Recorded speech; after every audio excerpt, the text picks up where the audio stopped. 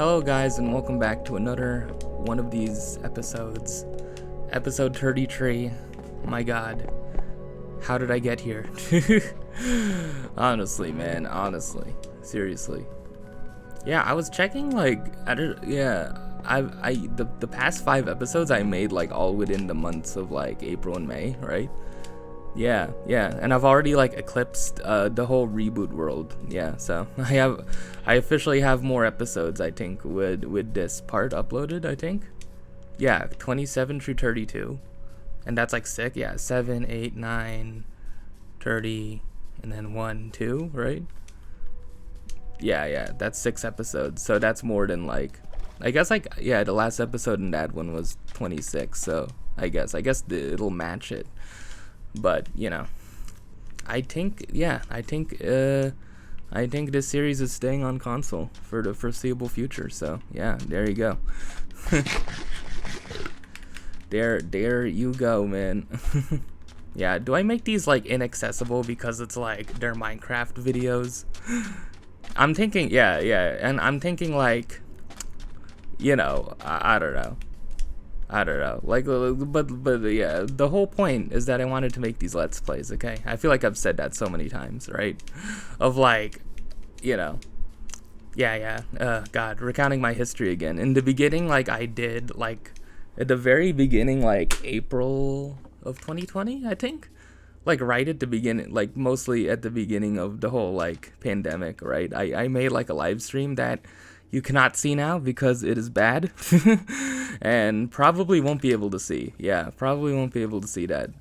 But yeah, I think my blog post talking about it is still up. But like, this whole Let's Play series was inspired by the early times of 2020, where, I don't know, out of desperation or something, I decided, hey, I should just live stream. I already have a microphone, and yeah, I should just. And then, like, I don't know, yeah, it was just like me recording like my desktop, right? Yeah, those were the days, man. But anyways, the series was built on that as a foundation, right? And it's gotten a lot better since then, man. Oh god, it really has. So yeah. Anyways, yeah, last episode was just a therapy session. It was. I'm sorry, man. Look, man, that kid annoyed me. Both of those kids. One more than another, Oh, man. Like, the funny thing is about that whole thing is that I feel like I could make a whole part 2 of it. But, I don't know, man. I feel like I could make a whole part 2 of just, like, middle school PE and, like, the stuff associated with it. But, like, I don't know. It's a bit too much now, man. Yeah, it's too much.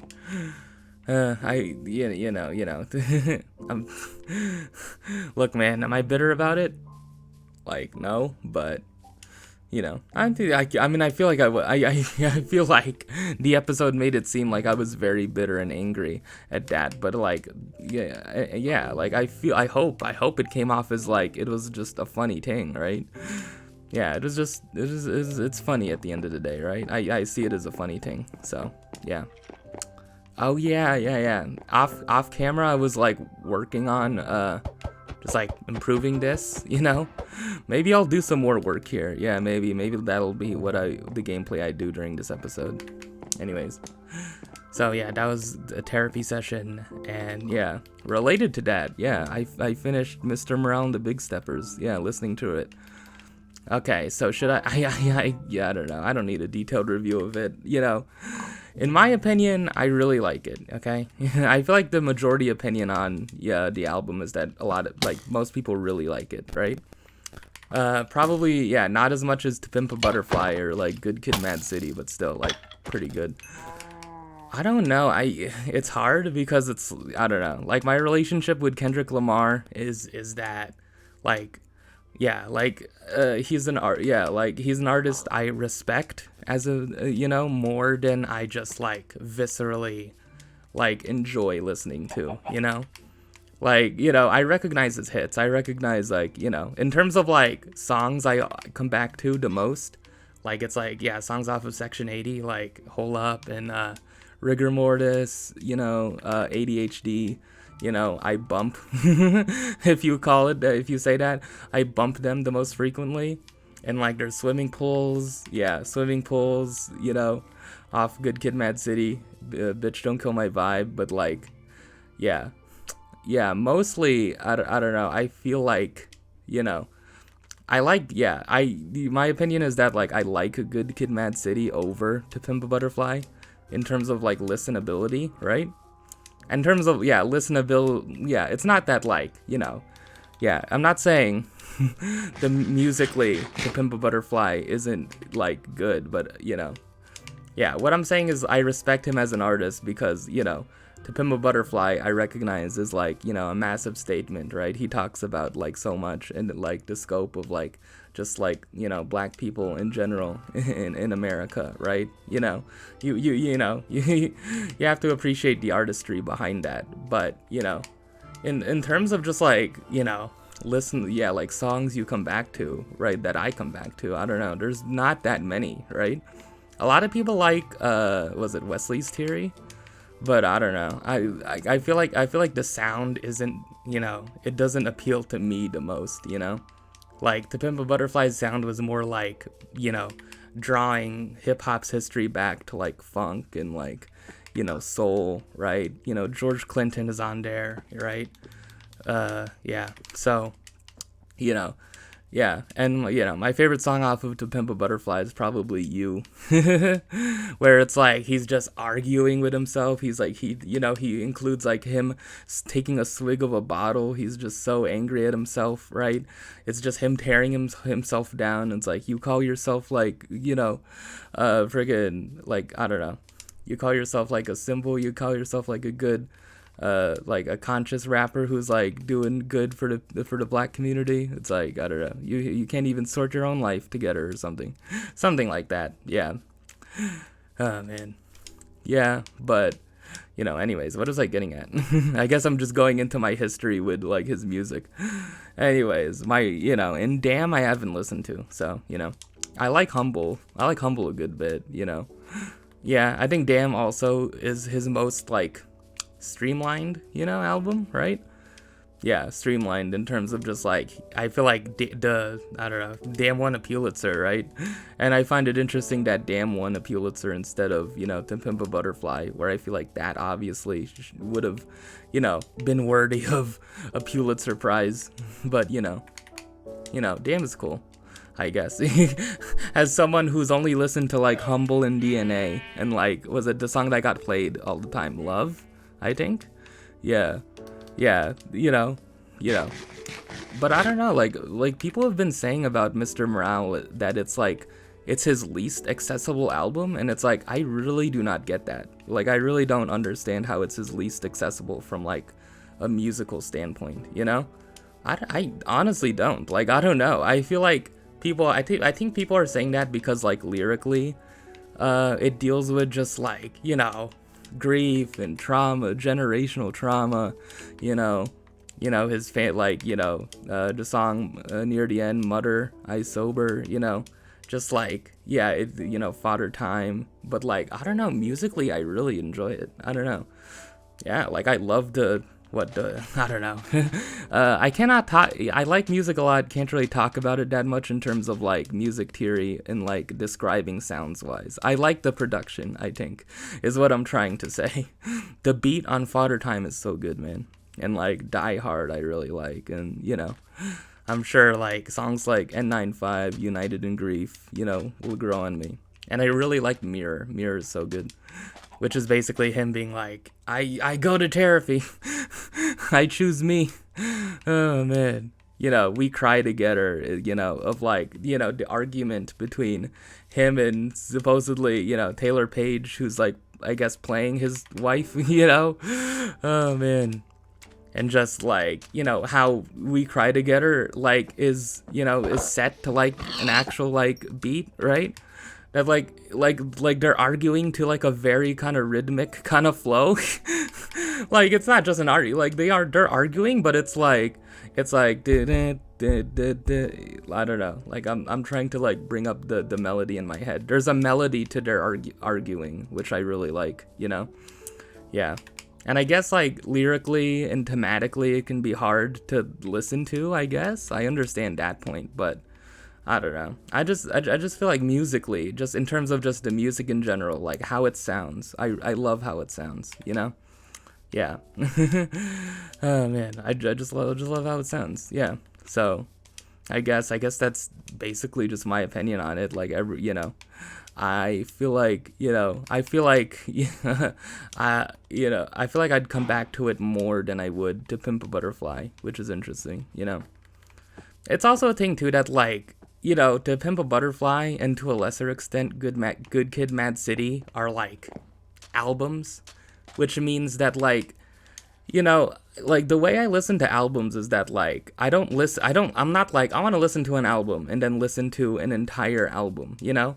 When I say I like an album, I when I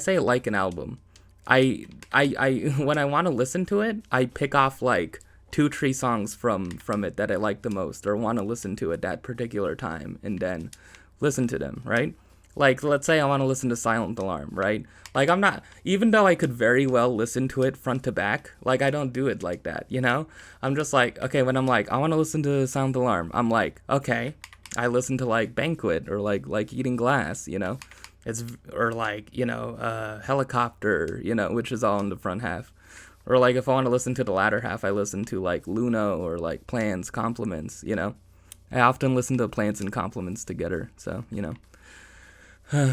yeah, like that's how I listen to albums, and like it's hard to do that with Kendrick, it's hard to do that. It's hard to just be like, I want to listen to Kendrick Lamar and be like, I just isolate a song, especially off to Pimp a Butterfly. It's like, I don't know, it's hard to just like isolate, like I want to listen to, I don't know, Mama off, or like Hood Politics, or like, was it Complexion, a Zulu love story? I don't know. Like stuff I don't even remember because I listened to it all the way through once and like and haven't really came back to those songs.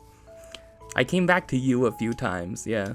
And like, yeah, King Kunta obviously you can listen to alone, but yeah.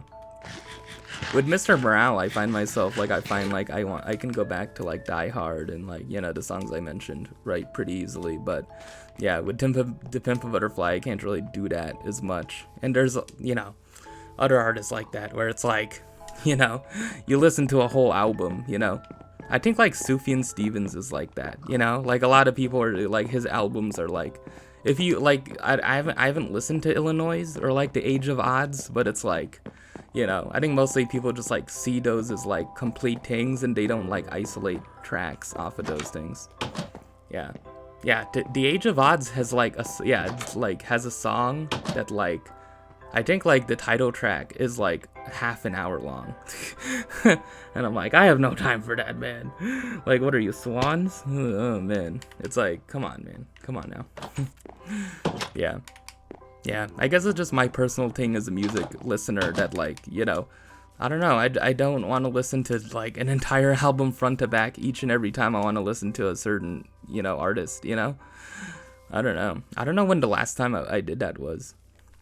Yeah, because like, I mean, how I listen is that, unfortunately I still use Spotify. I'm sorry for that. But, yeah, like Spotify is my previewing service, right? Like I preview albums, right? And then I decide like whether I want to buy an album, or like, try to find it at the library or, download it, which, I'm sorry that I still do that, but, yeah, basically. And yeah, I usually just listen to the first 2-3 songs off an album and then decide it. So yeah, that's basically what I use Spotify for. Yeah. And like, I find no need in listening to like an album front to back like more than once. Like more than, yeah. Because like, I feel like if you listen to an album front to back, unless it's like a 10 out of 10 album instantly and you love all the songs, I would just like, I don't know, like the way I listen to it is just I go back to the songs I resonated with most, and then like maybe later on like go back and listen to the songs later on, right? Yeah. But, you know, I understand that's not, like, everyone's process. I guess it's like there's a lot, you know, if you're a music reviewer, you would want to listen to an album front to back, like, 3 times, 4 times to make your opinion on it. But, you know, fortunately, I am not a music journalist. Yeah, I posted on my blog, songs I wish could have soundtracked my life in a quirky YA novel adaptation. I picked right? What did I put on there? I put, was it Tokyo Police Club? Black Kids, Clap Your Hands, Say Yeah. Yeah, what else did I put? Grizzly Bear? Yeah, just some stuff, yeah, I'm not saying the song names, okay, 2 weeks, I'm not gonna teach your boyfriend how to dance with you. Was it Your English is Good, Pristine by Snail Mail. I only put 8 there, right? I think like that's like half. Yeah, Skin of My Yellow Country Teeth by Clap Your Hands, Say Yeah. I could have picked others too. I could have picked, Los Campesinos, You, Me Dancing. Yeah, some cool, you know, there are just some songs I would like to see. Oh man. Oh yeah, I mentioned Heartstopper previously. I finished Heartstopper, and yeah, it's cool. I like it. I liked it a good bit, but you know, the music in it.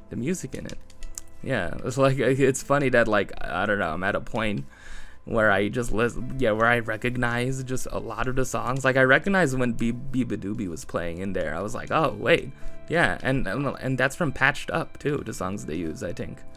Yeah, they have like, who's it? They had Frankie Cosmos in there. They had Churches. They had Wolf Alice at the end of the first episode. Yeah, so you know. Good on that. You know, it definitely fit the vibe they were going for. Oh man, yeah. Oh yeah, what was my verdict on Mr. Morale?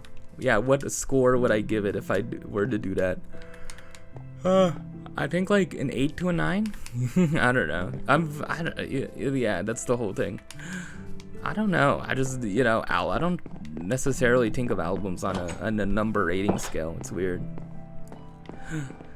Yeah, I don't know. Yeah, I think in terms of like, I'm not a person that's like absolutely anti-numerical or rating scales, but I don't know. I just find it hard to just like, it feels very arbitrary, you know?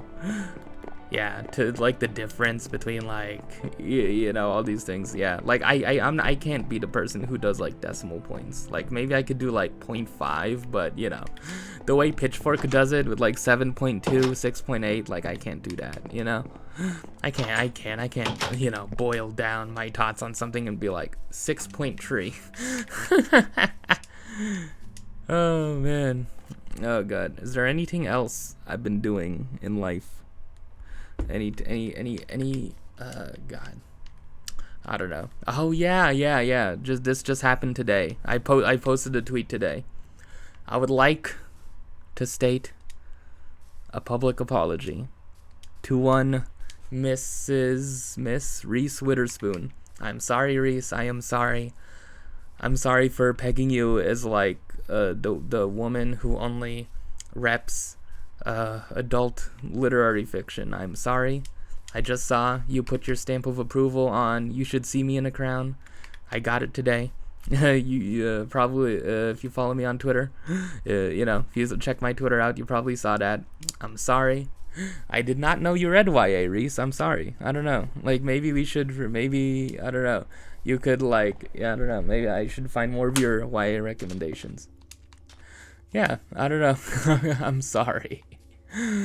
Oh man, it's not, I don't know. Like I've been thinking about this a bit more. Like with my quote unquote pseudo beef with adult literary books, as I would call them. I keep on saying literary, but like it extends to like, like I wouldn't think Sally Rooney is considered literary, like literary, is like Where the Crawdads Sing. Like that's what it is. Like literary is like American Dirt, Literary is was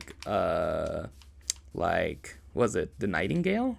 No, I think that'd be like historical fiction. Yeah, yeah. Yeah. Like, stuff that just like really isn't genre fiction, I guess. Yeah. I don't know. Taylor Jenkins Reid, would her books be considered like literary or like genre fiction? I don't know. Yeah. So just I feel like literary nowadays, it's like when you see it. I think Little Fires Everywhere is considered that. Just I don't know. It's hard to describe literary these days. I don't know. Like, yeah, that's a whole thing too. That like I can't really. Yeah, like YA seems just completely separate from like literary fiction because like what is like a literary type YA book. Some people have brought up like Strange to Dreamer, yeah, in terms of like the prose, but I don't know. Yeah. Anyways, what was I talking about? Yeah, my beef with my my supposed beef with adult novels, basically. Just like the category. I don't know. Like, I'm sorry. I do not have a beef, I just think it's fun to poke fun, okay? The same way that people poke fun at YA, I'm doing it about adult books, okay? Yeah, the tweet about like, why do you read YA books? Yeah, the tweet I showed back a few episodes back, like, it's like, yeah, like I just want to do the same thing, like I just want to poke fun at adult books, okay? That's all I want to do. I do not have a beef. I do not, dislike because I don't even read them, Not, I think it is mostly out of like not being interested, But I'm sorry. I'm sorry if you might think that I have a beef or like I'm intentionally kind of like I don't know. Was it for lack of a better term like shit talking? Like I'm not. Like I'm sorry. I'm sorry for that too. If I'm not. It's just that like I don't know. I guess it's I guess making it I guess like being someone who writes like YA in a YA voice, I don't know. I guess it's like it's a bit harder for me to understand the appeal of like adult novels sometimes, right? But that's the thing. It's like it's the thing. Like you don't. It's fine. It's fine if you're not into target audience. Bringing up like a previous topic, right? It's fine. I know. Like, even though I am an adult, like I know I'm not in that target audience, just as I am for YA, just as I'm not particularly for YA that much, but I don't know. I guess it's like, what's my bigger like point in like trying to poke fun at adult books, Yeah, just the fact that like for a long time, like people just have like mocked YA books, right? Yeah. Yeah, like did I had a tweet where I like linked a video where someone was like, the title of the video was called like every protagonist of like every like YA contemporary book, and like it was like bringing up things that were like, where did you get this from? Like where? Like honestly. It just seems like I don't know what the video is making fun of. Like I feel like the video is making fun of like Manic Pixie Dream Girls, but it's like that's not a thing that has been in YA since like the 2000s, right? Like honestly, when was the last like Manic Pixie Dream Girl in a YA book, to be honest? It's like, yeah, the only one I can think of is Looking for Alaska, right? Yeah, and like, Paper Towns.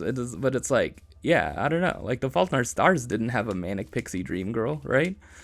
I don't know. It's weird, Like I just I don't know. I guess it's like I feel like videos like that are kind of I don't know. Like I mentioned before too that there was a booktuber who just had that passing comment of like I hate most YA, and I'm like I don't know. Like I just take it as somewhat of a personal slight, and it's like I know I shouldn't. I know I shouldn't. I know it's their opinion. I don't care. I honestly don't care that much, but it's like I don't know. I feel for me it's like I don't know. I feel for me like I don't know. I feel a bit slighted, I shouldn't. I know that, but yeah, like the point I said is like make fun of the stories that actually exist, right? Like make fun of like the tropes actually present in YA, right? Like, like how like sex scenes just all cut to black or something, I mean, I don't know if that's really a thing to make fun of, but like, I don't know, like or like the how like every like YA, like how like a lot of YA books have like sex scenes that like just ascend to like very flowery language, right? Like it's always just like a lot of melting, oh man. Anyways, yeah, or just like stuff like like a lot of, but yeah, just I don't know. Yeah, YA fantasy being oversaturated, I don't know. Just yeah, yeah, that's my point. Like make fun of just things that actually are things, not like what you think.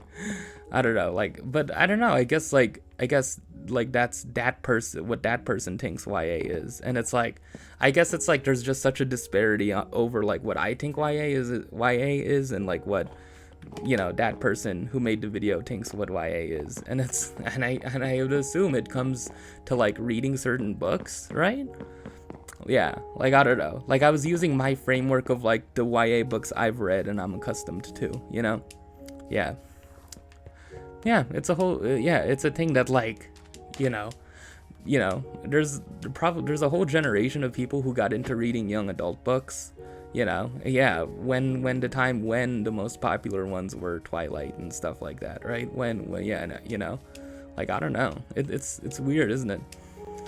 Yeah, but like yeah, like the books I always gravitated towards were like contemporary books, right? Like they were always like I was, man, I don't know. I never really gravitated towards like the established like classics of YA at the time, even though it was like 2017. Yeah. Oh man. Anyways. Oh man. Do I have anything mean to say about adult books before I move on? I don't have anything mean to say. Do I have anything mean to say? Oh man. Oh yeah, I was thinking about like ideas for like I was like throwing around like a tweet in my mind of just like what would make the premises of adult books, particularly like romances, more appealing. And I don't know, I like one idea is that like so many adult romances have like like office settings, it's a whole thing of just like, I don't know, the kiss quotient and all that, the hating game, I think. Oh no, wait, no, I don't know if it's, I don't know. Oh god, I'm wrong again. I'm sorry. The kiss quotient, definitely. I know that takes place in an office, but it's like, I don't know, just, the point I was gonna make is that like, I would really like to see more adult rom-coms written by like Zoomers, right? But I know it's like, yeah, like most Zoomers aren't that old, right? I don't know. I feel like the oldest Zoomers are like 25, right? Yeah. Because my personal cutoff for Gen Z is like 1997. So like anyone born 1997 and after, up until like 2010 is a Zoomer, right? So like I don't know. Just like, I feel like adult romances are just so stuck on like, I don't know, just having like office settings and just like, a good amount of them. Just like, I just read the premises for books like, People We Meet on Vacation and like Book Lovers, both by the same author, and it's like, it just doesn't interest me, man. It's just, yeah, like, I know that's kind of the point, because it's like, dude, like, why the hell should a book about freaking two working adults appeal to a 21-year-old, right? Like, who's, like, mostly a student, right? It's like, I know that. Like, I know. I know. You don't have to tell me that. But it's like, I don't know. I'm just saying, like, I want more, it would be cool to see more adult romances where it's like, they actually feel like, like, about like, yeah, how about like, I don't know, again, I'm giving away $1 million idea here, just as I did with that middle grade book, but like, how about like you write an adult romance where like the two main characters are like YouTubers, and it's like not what like yeah, but like YouTubers in terms of like what actually is, yeah, like in terms of like I don't know, the reality of like what they are today, right? Like not, I'm just saying like not like an older person, like older person's conception of what YouTubers are. Like, I don't know. Just like more interesting professions, I guess, is what I'm asking for, right? Yeah. Like I don't know. Yeah, and it's always like, you know, I had a thing. I guess like I have a thing where I think like a lot of blurbs, a lot of the back cover, like I read the descriptions of like what they are, and they're like, it's mostly like newly divorced, or like a couple on the brink of divorce, right? I don't know. Yeah, I guess I'm just like complaining about how friggin' adult books like don't appeal to me based on like those descriptions and based on like what they are about, but it's like, I don't know. Anyways, yeah, what about my freaking YouTuber idea? Yeah, like I don't know, like two characters who are like in their like early to mid 20s, who are like, you know, late Zoomers, early millennials, right? Who are like, I don't know, trying to navigate love in the social media age. I don't know. Yeah, like I don't know. Oh man, there are probably stories like that, but it's like, I don't know. I feel it's like they're not. I don't know. I don't know. Again, I'm being mean again. Yeah, this is the being mean segment, okay? I have to get it out of my system. Last episode, I was mean about middle school PE. This episode, I'm mean about adult books. Anyways, so, yeah. I don't know. Just you know. Yeah, I guess it's a story I could write, you know? I'll think about it, you know? I'll think about it. I'll think about it. I can't give away all my story ideas, okay? I already gave away 2. I'm done giving away story ideas, man. Oh, God. Oh. Anyways, what else in life? What else in life? I guess this episode doesn't have like an overarching topic. I mean, last episode had the overarching topic of middle school PE because it was just like, literally, I was watching it back, and then like I just said didn't pass the presidential fitness test, and then I just got set off. Like, oh man, I just got set the hell off on that. Oh my God, I stand by everything I said in that. Okay. Oh man. Yeah, so anyways, like maybe I'll understand adult books better. I don't know, like maybe if I'm at a point in my life where like I work at a job and like have vacation days, and I'll appreciate people we meet on vacation. Oh man, oh God. There's also, oh yeah, the honeymooners is also another one.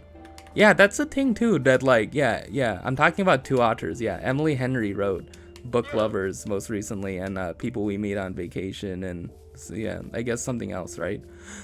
Yeah, Beach Read or something. Yeah, I don't know. Yeah, and also, yeah, but it's also like I've seen like the name Emily Henry, so yeah, like yeah. Apparent if they are the same author, they also wrote a book called A Million Junes. Yeah, which is about like, it's some sort of like magical realism thing. Yeah, and yeah. Whatever. Yeah, and then like, yeah, The Honeymooners and like The Hating Game, I think was by an author called Christina Lauren, and I think like, yeah, I think that's a name for like a couple. Yeah, but like I also read a book called Autobiography, which is also by that name, Christina Lauren. So I don't know if those are the same authors of those. Yeah, I mean, I don't know why that there would be like multiple of those, but like, you know, again, yeah, you know, you're right, YA. I like it, man. Oh man, there's been a few YA authors who have been like more like, wanting to write adult books, right? Who have been branching out into adult books. Yeah, it's fine, you know, it's fine, man. Yeah. Also, the other direction of like middle grade, right? Yeah. That's the whole thing too of like, yeah, is it Jennifer Niven? Yeah, Jennifer Niven, who wrote All the Bright Places. You do not need to know my opinion on it. She came from writing adult fiction, so yeah, take with that what you will. Oh man. Anyways, am I done being negative? I don't know. There wasn't a greater point to this. We're at a Reddit. There wasn't a greater point. I'm sorry. Oh god. Okay. Here's a freaking topic that'll have a greater point. Okay. The 2022 NBA Finals are here, okay? It's the Celtics and the Warriors. And yeah, I was originally gonna make a 2K video, but it probably would have been too short. I don't have, the capacity to freaking talk about X's and O's, but it's like, Okay, my perspective on it, Obviously, I said it clear, banner 18, but yeah. I guess. What are going to be the challenges, I've already, watched ESPN, nonstop, man. Oh, God, please, someone help me.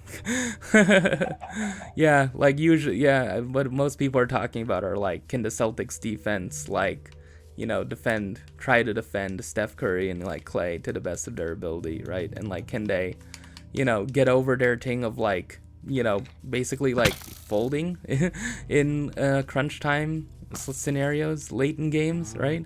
That they're not as evidenced by game 7 against Miami, right, where Jimmy Butler could have taken a shot to put him up 1, right, which wouldn't have freaking definitively won the game, but I guess most people are thinking that if Boston gave up that lead that late in the game against Miami, they probably wouldn't have been able to recover from that shot, which, I guess is understandable, but, I don't know.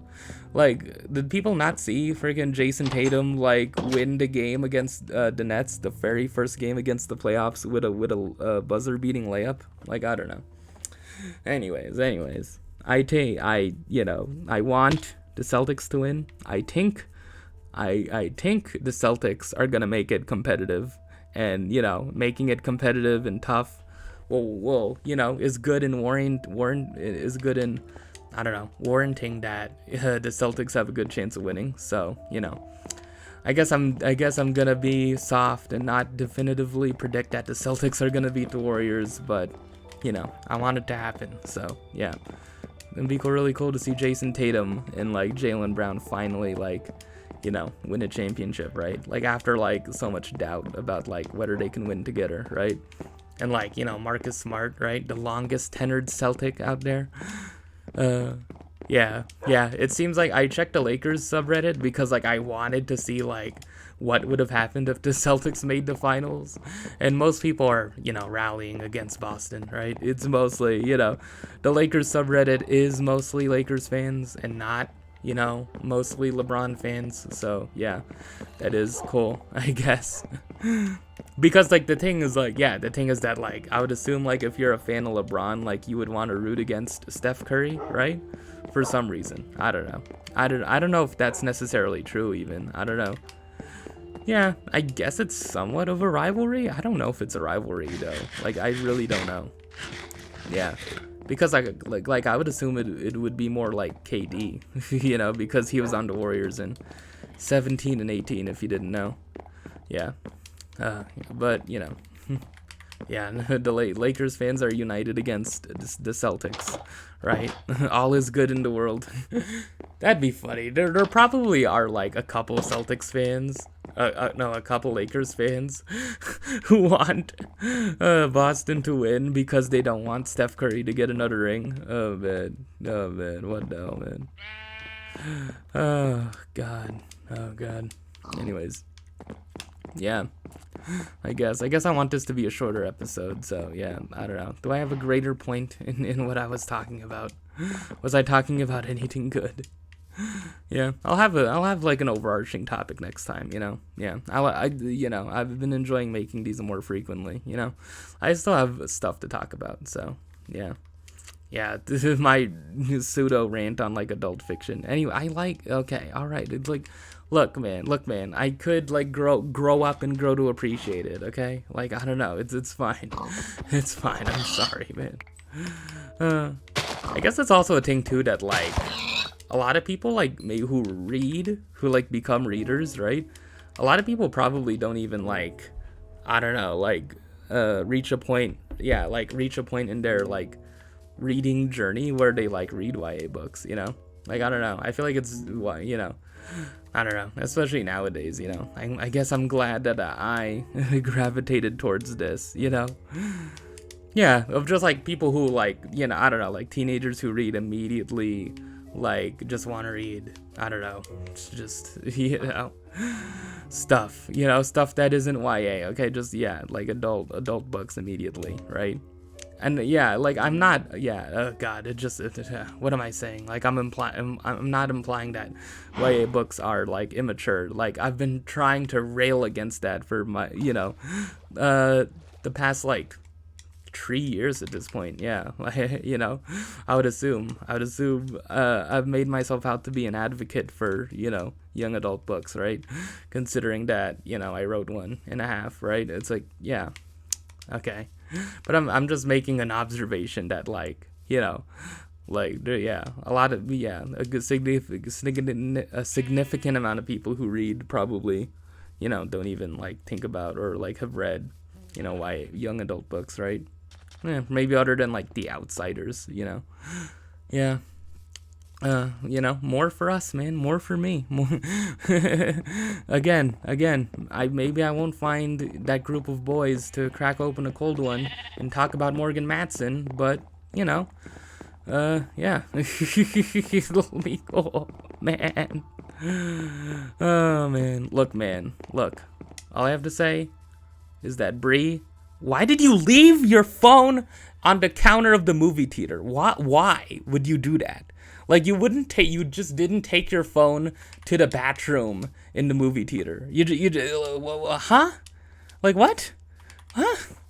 Like, why? Like, you just left it there, and it's like, you're just so confident that, like, Tobi could have freaking picked it up and not seen the damn text message? Jesus Christ, man.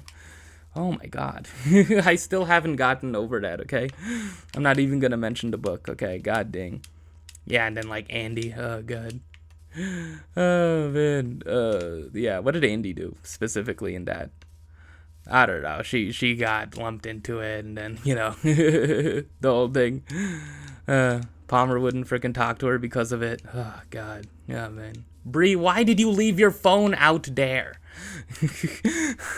Oh man, what is the adult version of what I'm talking about now? Like, is there like a cool group of people in like people we meet on vacation that I could you know, talk about something similar to this with? Oh man, or like I don't know, normal people. Yeah. Yeah, I read the premise for normal people, and I feel like I would like it, you know? I don't know why I'm misjudging Sally Rooney. I'm sorry. It's just because of that person. I'm sorry, man. I'm sorry. I don't, you know. If I end up enjoying Sally Rooney, I'll let you know, right? But I just haven't read it yet, you know? I'm unfairly judging. I'm sorry, okay? You know, people can unfairly judge YA in return, okay? People can do that. All right, okay. My good. Oh man, anyways. Yeah, I think yeah, this episode, yeah, I don't know. I don't even know what my point was with that episode. With that. Oh god. Was there anything else I wanted to talk about? Yeah, the song I've been listening to, like that could possibly be like one of my favorite songs of all time. Probably is one of my favorite songs of all time. Yeah, Hearts Like Ours by The Naked and Famous. Like, my god, dude, yeah. I put a shot up of Youngblood in an earlier episode. Yeah, that was one of the songs I wish could have soundtracked my high school life, right? And it's like, I don't know, like Hearts Like Ours, it just takes that up to like 11. It takes that up to like 11,000. I love it so much, man. Just how it builds and like at the end of the scream, the freaking impassioned wailing at the end, like, oh my god, dude. It sounds very millennial, you know? But it's like, that's a good thing, you know? Like, I don't know, like Japan Droids sound very millennial too with, you know, Celebration Rock, right? Which turned 10 recently, right? I don't know, just that sound, man, just that indie pop sound that like, yeah, probably just, yeah, you just do not hear anymore, right? I had in my mind that they kind of sound like, you know, a proto version of the Chainsmokers, right? But like if the Chainsmokers were much better, right? I did there's this site called rave.dj, and like you could do like mashups of like songs as long as they have a music video, and I chose Young Blood and Closer, right? Because I kind of feel like they have similar vibes. You know, Closer's kind of like, you know, that same of like, I don't know, just millennial, just like, hey, we're young, let's live and do things, you know. Like the music video for Young Blood and like Hearts Like Ours is just like, the music videos are just like, just young people. Young Blood in particular is just like a bunch of people doing stuff. Like it's like climbing up ledges, like jumping backwards into pools, you know, doing parkour, right? And it's like, yeah, young people, and it just, I don't know, it just fits the vibe so well, right? And Hearts Like Ours like has like bored looking people, right? People riding bikes.